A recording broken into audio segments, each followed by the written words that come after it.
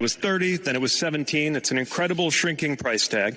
At some point has said it is unknowable to even see what the price tag would be. Now there are new numbers going. I'll tell you exactly what it adds up to. It adds up to 4 more years of Donald Trump, Kevin McCarthy as Speaker of the House, and the inability to get the Senate into Democratic hands. The time has come for us to stop acting like the presidency is the only office that matters. Not only is this a way to get Donald Trump reelected, we got a House to worry about. We got a Senate to worry about. And this is really important. Look, if you want to keep the House in Democratic hands, you might want to check with the people who actually turned the House blue. 40 Democrats who are not running on your platform. They are running away from your platform as fast as they possibly can. Mayor Pete scoring a big hit there last night. Now, Mayor Pete's not going to be president. I don't even think he's really a serious vice presidential candidate, but he is now going to be. He's a Democrat figure that you will see and hear more of in the years, probably in the decades ahead. His point about Bernie Sanders and the damage that will be done to down-ballot candidates is a serious one. That's a real consideration. Democrats would be wise to pay some attention to what he is saying here, but I don't think that they really will. Mayor Pete also, he thinks that every time he has an opportunity to speak, it has to be a speech, and he's wrong about that. You can just speak like a normal person. It doesn't have to always be, well, when we bring together the country and unite in the glory of a wonderful future of hope and thinking about how we can do that uniting and hope and things, and you just be like, nah, man, I didn't like the movie. You know what I mean? You can just respond like a normal person. It is one of the things that we take for granted about Trump, that he has broken down the old established format of you have to speak to people when you're a politician like you're some weird political robot who's not a normal person. You have to use these canned phrases, and everything has to be bringing it back to, your key talking point. No, you can also just be like, yeah, I like cheeseburgers. You can do that as a politician. You're allowed to do that now. Or you can say, yeah, that guy in the back who works for CNN, he's a jerk.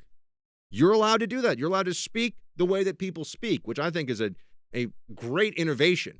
The president, when he does a State of the Union address, there are times when the presentation should have a little more pomp and circumstance around it. But as a general matter, I prefer having a president who is just going to talk the way that people talk. And that's a new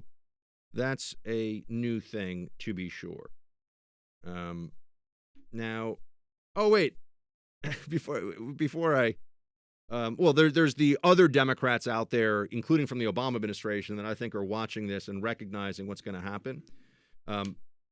Bernie Sanders is a huge risk, to be sure, for the Democrat Party, because if Biden runs against Trump and loses, you will have essentially the Democrat Party making the same arguments in the next election, and just they hate Trump, Russia, Trump's corrupt, all the same stuff. If Bernie Sanders loses, they're going to have no one to blame but themselves for running a crazy candidate on a crazy platform. So there's additional risk for running Bernie versus anyone else against Trump. Even Elizabeth Warren. Because Elizabeth Warren, as much as she was ready to go, she was on the warpath against Bloomberg in the last debate. And this time she wanted to tell... She thinks she's folksy and relatable. The reality of Elizabeth Warren is that she is sanctimonious and condescending to all normal Americans who understand that, which is why she does so well with the media, but does not do well outside of the bluest blue coastal corridors. Because when she does the whole, my daddy was a coal miner. Or it wasn't a coal miner, whatever it was. My daddy was a mail. No, that's... Well, she always talks about her daddy. I forget what it was, like a truck driver or something, a normal person job, a respectable job. But she always tells this story because it was Kasich, who everything was, my dad was a mailman. Okay, we get it. We've heard it a million times. Whew.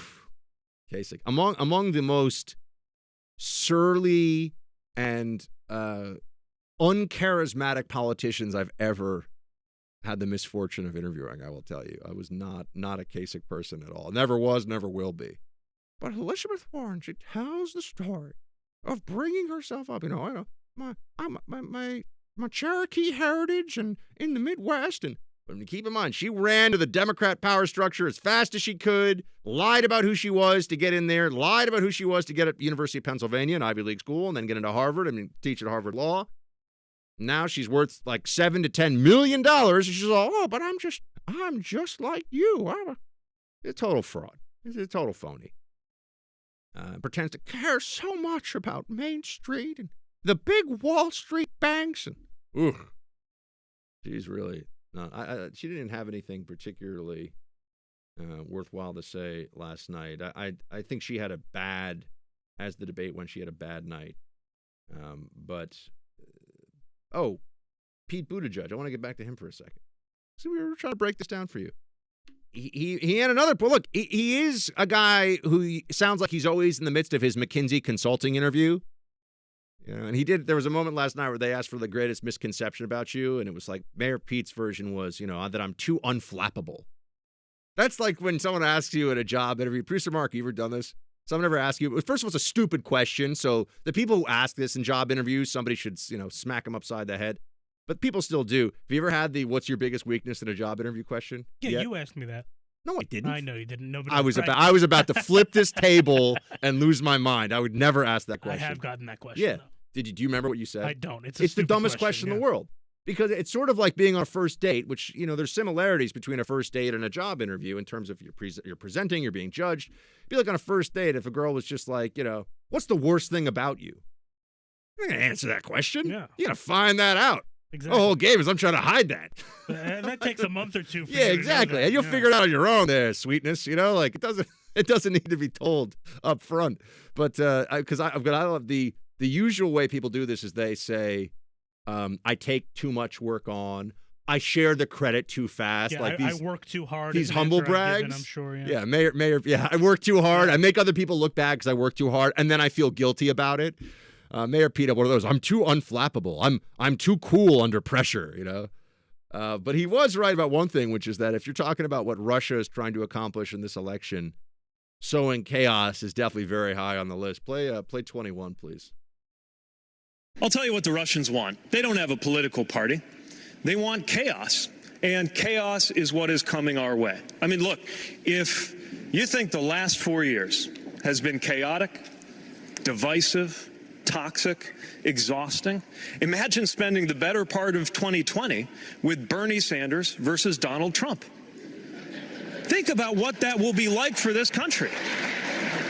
And meanwhile, folks at home, from South Carolina to South Bend, are trying to figure out what any of this means for us. Because it's right that there is a progressive majority, an American majority, that wants to see real change, wants to see wages go up and go up faster than the cost of health and saving for retirement. But also there's a majority of the American people who I think right now just want to be able to turn on the TV, see their president, and actually feel their blood pressure go down a little bit instead of up through the roof.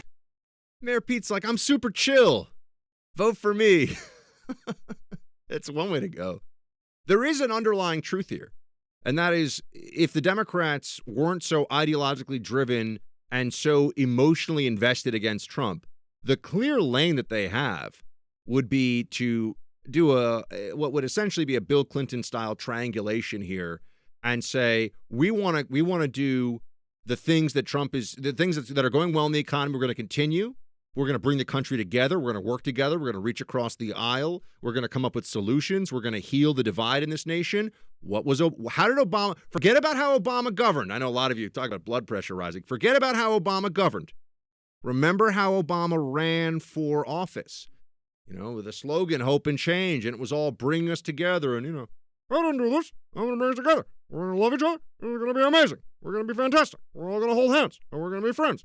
And that was the way that he managed to crush two Republican presidential opponents.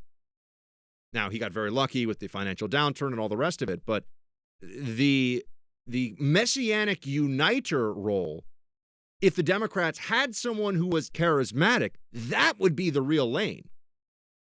They really only have two options. You only have two options against Trump.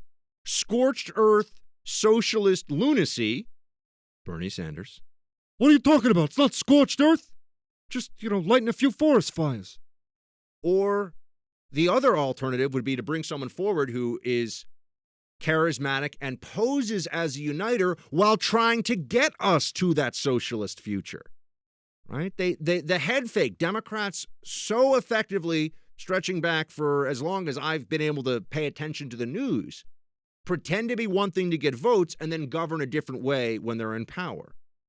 And that option, if they were really looking to be able to defeat Trump, I think that would be the much more realistic path, much better path for them. Essentially, put someone forward who's a good salesperson, who's charismatic, and who lies about what Democrats want.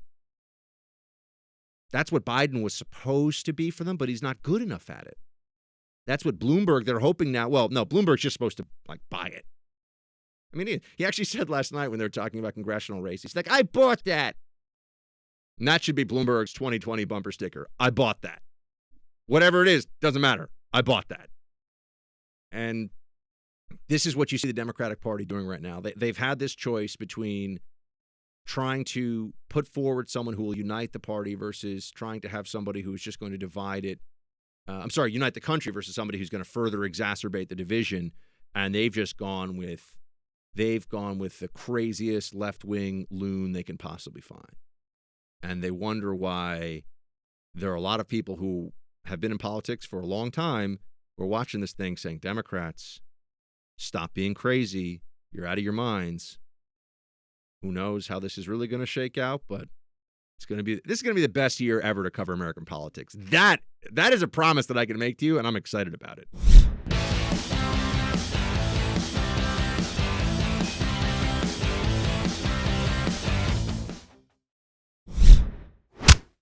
Well, you're right. The economy is doing really great for people like Mr. Bloomberg and other billionaires. In the last 3 years, billionaires in this country saw an $850 billion increase in their wealth. But you know what? For the ordinary American, things are not so good. Well, you're right. The economy is doing really great for people like Mr. Bloomberg and. So, the question you might have thought was, what does Bernie Sanders think about billionaires? You know what the question was? What should you make of the really low unemployment rate under President Trump, and why should we think that you'd be better at this? Bernie Sanders, as I've been saying, not even a good socialist. Let's bring in David Harsanyi. He's a friend of the show. He writes over at National Review. He's doing great stuff on nationalreview.com with regard to Bernie Sanders' defense of authoritarian regimes and how crazy it is. David, what do you think of? I want you to just run with this premise for a second. I don't even think Bernie Sanders is a learned socialist. I think he's just like a street corner demagogue on socialism. I don't know about that. I think he's just trying to find a way to talk about it without sounding like a crazy leftist that he is and that he's been forever. I mean, I don't know how learned he is, but I know that he's ridiculous and lying about the last 45 years and how the last 3 years and lies about everything, about how Americans are doing better. I mean, by almost any standard, American life is better. No, I mean, but if I know that we could never really find this out, and of course he would say yes. I mean, do you think that Sanders has he read Marx, Engels? Has he read Bakunin? Do you think that he actually understands the philosophical roots of the ideology that he's now trying to foist upon America, or does he just understand the slogans? Listen, I don't think he's a scholar or anything, but I'm pretty sure that probably when he was young, he probably picked up, Mao or Marx and read into it and dabbled. I mean, it's such nonsense in general that I don't think you can really be learned about it because it doesn't make sense. And it's always sort of flexible, as you hear. But you think he really believes it? I guess this is an even more important question. Is he a true believer? Oh, my gosh, yes, I think so. I mean, listen, growing up, as I did in New York, I knew people like him. I mean, no one took them seriously. It's like your raging commie uncle, you know what I mean? And, your red diaper baby, people like that. He is one of them. I recognize it. I mean, that's why he has nice things to say about the Viet Cong or Castro or Ortega. That's who he is. I really believe that. I mean, but, he's asked a question about low unemployment, and he runs off on this rant about billionaires again, and this is farcical. Well, I mean, basically he has the inequality card, right? I mean, that's what he needs to rely on. He can't say the economy's terrible because it's nonsense. Most normal person will look outside and see that that's not true. Now, obviously, there are always some people who are suffering, but there aren't enough people suffering for him to act like an actual, full-blown socialist. He has to rely on targeting millionaires. You know, he is about class. He cares about class differences, and that's what he's going to rely on. And no one likes a billionaire, right? So that's his talking point over and over again. I want to get into how we got here where a socialist looks like he's going to be the Democrat. I mean, in a sense, yeah, I like to poke fun at the Democrats for how insane this is, but it's also an America problem, and I do want to keep that in mind, that we've come to this point as a country where this is even being seriously considered. But first, I mean, just anything for you last night in the debate? I mean, the big takeaway that most people had was that it was a terrible debate with bad questions, and we didn't learn anything new. At least that was what I saw. What did you have anything that you thought, okay, well, that was worthwhile, or that's a reminder of something that at least we should see? No, I did not. I thought the debate was terrible. I think we learned anything. Maybe we learned that Sanders is actually not going to be great when someone's full-blown, attacking him, just full frontal attack on him. I think he's not going to react well.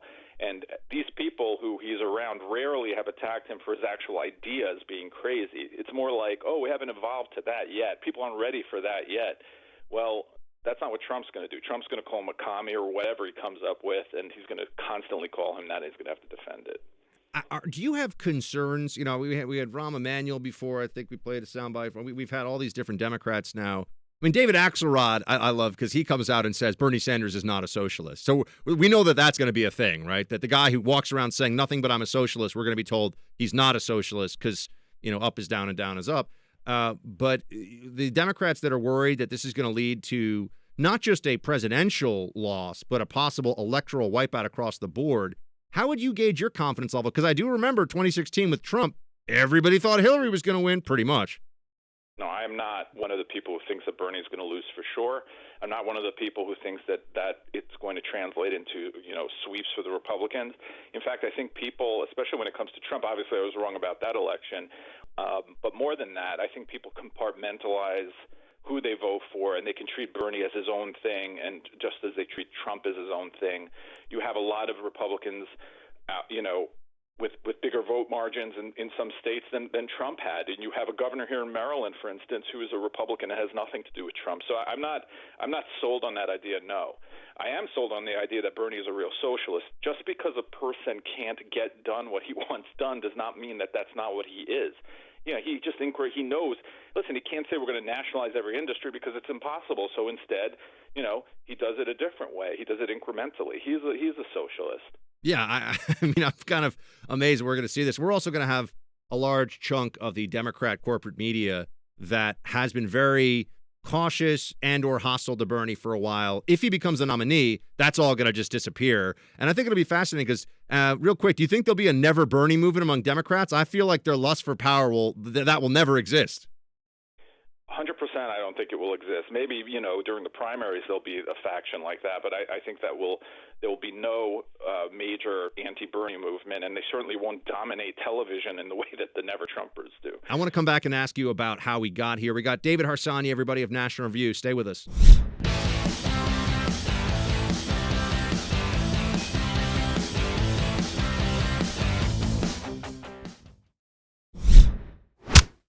All right, back with David Harsanyi, nationalreview.com for his latest on this. David, I know you've been writing about this. I read the other day on air just an old piece in the press about how they used to drain the blood from execution victims, political executions in Castro's Cuba before selling it to the Viet Cong. I mean, this is a really scary, bad regime. Bernie Sanders still likes to say nice things about it even after he's had this initial stumble. What do you make of that? Well, even today, in the past, he is basically any tyrant who was a communist that he was asked about, he defended in some way. I mean, every single one during his lifetime that I can see. And even today, he can't say, I was wrong about Castro. I mean, that guy was terrible. He has to say there was a literacy program he liked, as if communism as if you needed communism to have a literacy program. Again, a lot of people pointed this out, but obviously no one says, boy, Hitler was a real, environmentalist. That was a good part. We can't only say the bad, talk about the bad things. It's preposterous. He does it because he has an ideological, he has ideological kinship with what Castro has done there. And maybe he doesn't like the authoritarianism, but that goes hand in hand. It goes hand in hand every single time because you can't have real socialism without compelling people to participate in stealing their property and making them do things.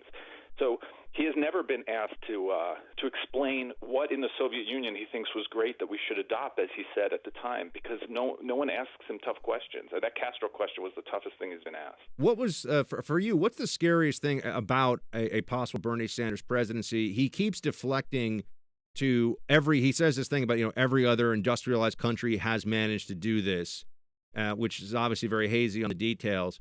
But what is your response when people say, "Oh, we can't be Sweden, we can't be Denmark"? That's all Bernie Sanders wants. If we were Denmark, we'd have very, very high tax rates for the middle class and the poor as well. They hardly have any progressive taxation compared. We have much bigger progressive taxation. They don't want Denmark here. And they don't even understand what's going on in Denmark, and nor any of the Scandinavian countries where they have a capitalistic engine in a small country that and a healthy, not healthy, but a generous welfare program. That's not what he wants. He wants to nationalize healthcare in this country. He wants to nationalize the energy sector in this country, and that's my answer to that, basically. I think most people who keep saying, "Oh, why can't we be like Scandinavia?" have no clue what's even going on there. The Swedish rejected socialism after the 70s. They didn't embrace it. Yeah. No, this is what I've been telling the audience, so I'm glad to hear that's the same wavelength you're on. How do we get to this point, though? I know you're going to be writing at National Review in the next day or so about this specifically.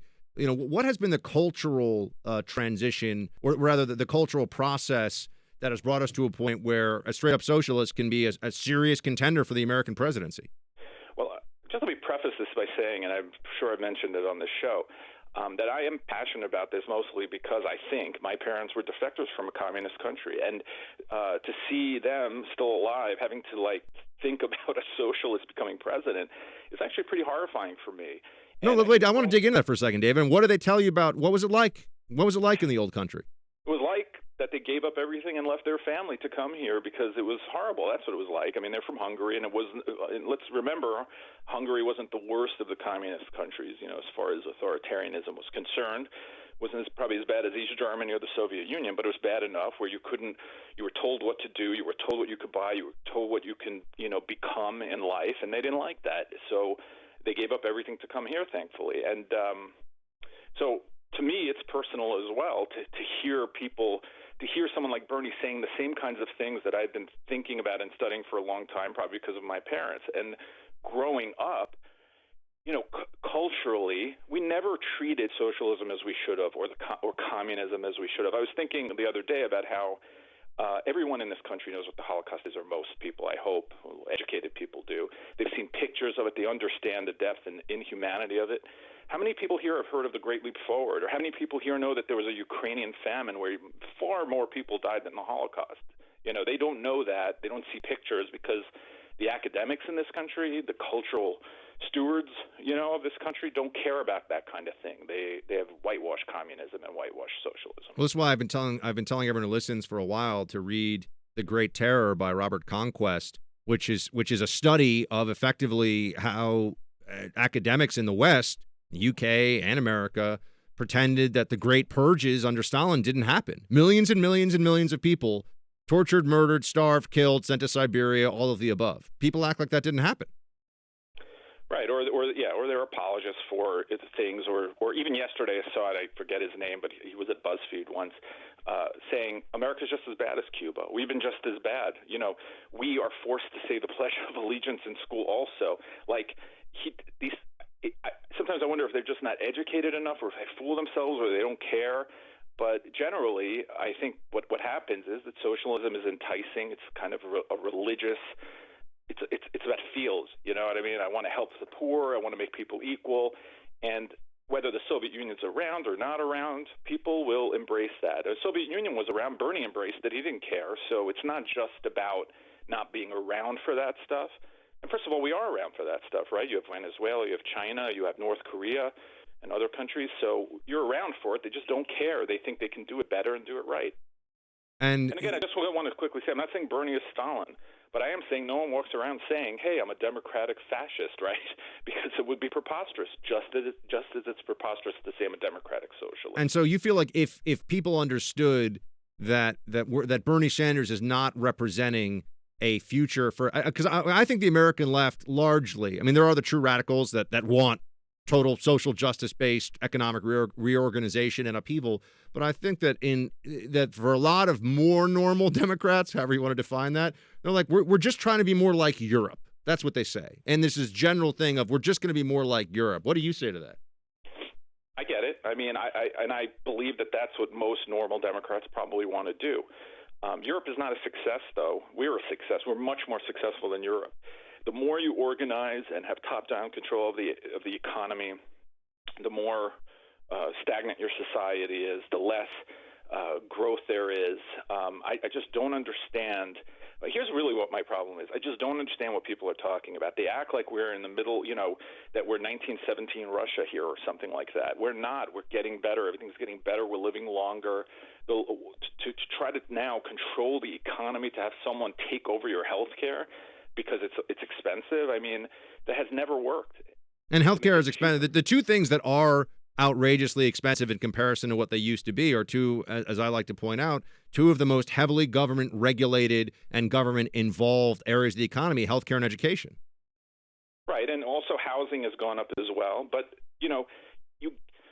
it is more expensive, but no one says things have to be cheaper forever. You also get a lot more. We live longer with less pain. We have incredible technological advances in medicine, and one day they're going to be cheaper when we learn how to be more productive making those things. And the idea that we should hand that over to government, to me, is just, it's un-American. And and I hope that enough Democrats realize that, though I don't know how you stop it. I actually think, and I'm trying to get more people to at least hear me out on this theory, there was a huge surge towards socialism during and after the Great Depression in America and in the West. The idea was that capitalism had failed and that socialism was the future, right? It was communist propaganda, but this is what was believed by a lot of people, British intellectuals, American journalists. I think that we've entered a period where America is actually so peaceful and so prosperous that now we almost have the opposite problem, where everyone's thinking, well, if we only gave the government more control, we could completely eradicate we essentially could get to utopia. We could completely eradicate poverty and pain and illness and all these other things.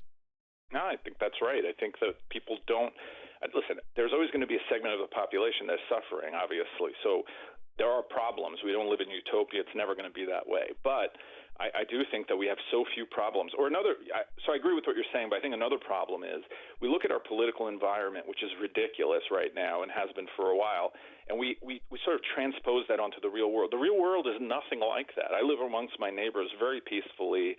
Everything's going pretty good for their lives, and but then they look at the havoc of politics and they think that that's how the country is in general, when it's not. So I think people have the wrong, even though, I don't know, there were polls, Gallup polls showed that most people are pretty happy and et cetera, but I think that people think there's a lot of turmoil when really they have less turmoil now than they've ever had in history. And what about the points about the middle, this keeps coming up that the middle class have it worse, the middle class have it worse. I mean, I've seen some serious right-leaning, I guess you could say, economists who will point out that, my parents' generation, for example, there were things that were, less. There were things that were less expensive, even when adjusted for inflation and everything else. It seems like you're telling me also, yeah, but you carry around a supercomputer in your pocket and are going to live like 15 years longer and healthier, et cetera, et cetera. I mean, how do you deal with the middle class is getting a raw deal, right? This is what all those Democrats say. What's the truth of that? Yeah, well, the right-leaning people you're talking about are not serious in my book, but I will tell you this. Yes, some things are more expensive, it seems to me, houses, for instance, but they're also a million times nicer. I mean that. They're bigger, they're more beautiful, they're better built, they're safer. There are very few things today that are – take a car. I just saw a study on cars that when I was a kid, people would have their cars like 5, 6 years, whatever it was. Now cars 10 years later are running. People have to return them. They're still in like really good shape. They could run, they could go 200,000 miles and there would be no problem. Everything we have is a better quality. $1 I spend on something, on medical care, for instance, is far more useful today than it was back then. The idea that the middle class is, first of all, the middle class is growing. The upper middle class is growing. We're not getting poorer, we're getting richer. And people don't want to accept this for some reason, but the country is better. Now, obviously, we have some social problems and the overdoses and all of that, and there were people, those are moral problems and ethic problems and communal problems. I'm not sure that a government can solve those things. I just have never seen that happen before, where government solves your depression, for instance. David Harsanyi dropping happy truth bombs for all of us to hear. I mean, telling us that things actually are getting better. David's stuff will be up at nationalreview.com. Read him there. Follow him on Twitter. Last name kind of spelled like it sounds, Harsany. David, thanks so much, man. Anytime. Thank you.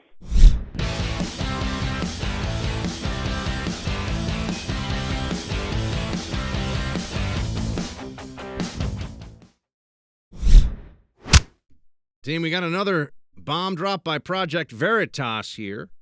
This time it's an ABC News correspondent who has been suspended in advance of what will be a Project Veritas video released.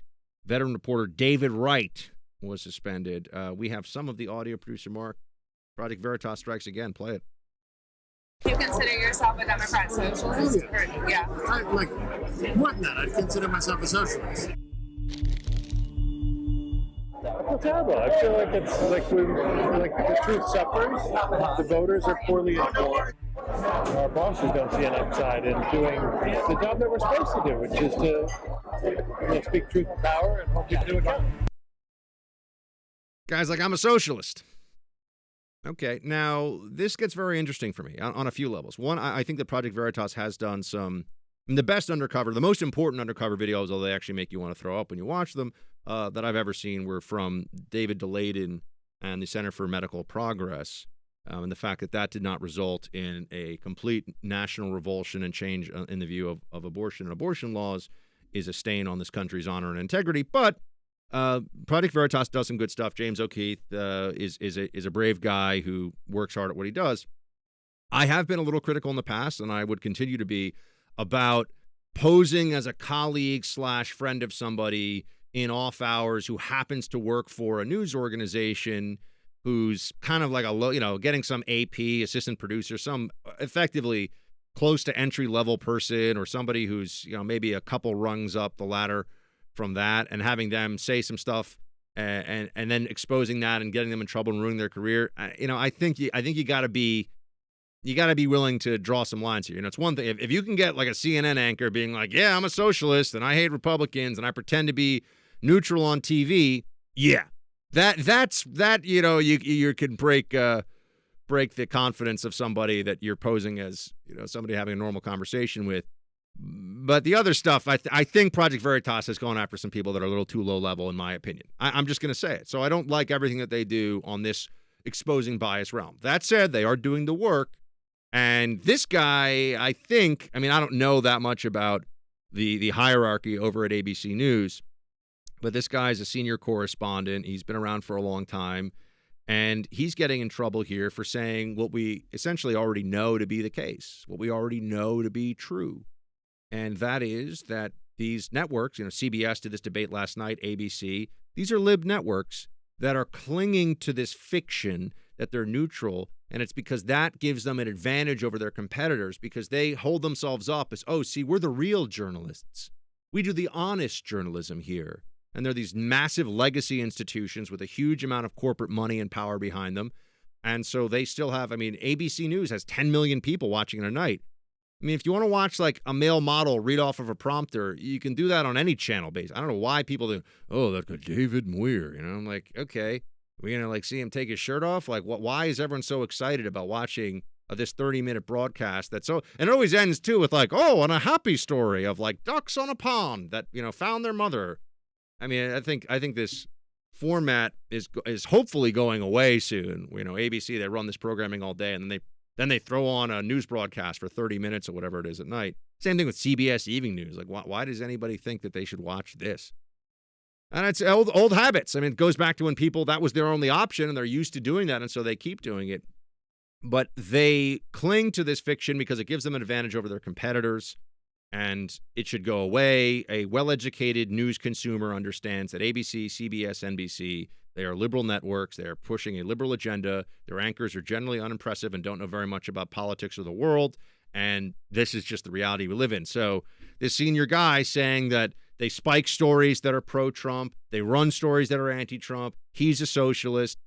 just confirmation of what we already know. And if he's a senior enough guy, I mean, I think then that justifies the undercover approach to get this information about this individual.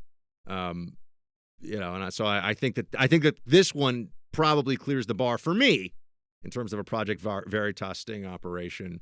Getting some guy who's like a glorified intern to talk about the Bernie revolution. I think you're just getting somebody in trouble. It doesn't really do all that much. So yeah, man, Project Veritas got another guy telling us what we know. Add this one onto the list for. Oh, you mean that a major news network is really biased and people shouldn't believe them when they pretend to be objective journalists? Yes.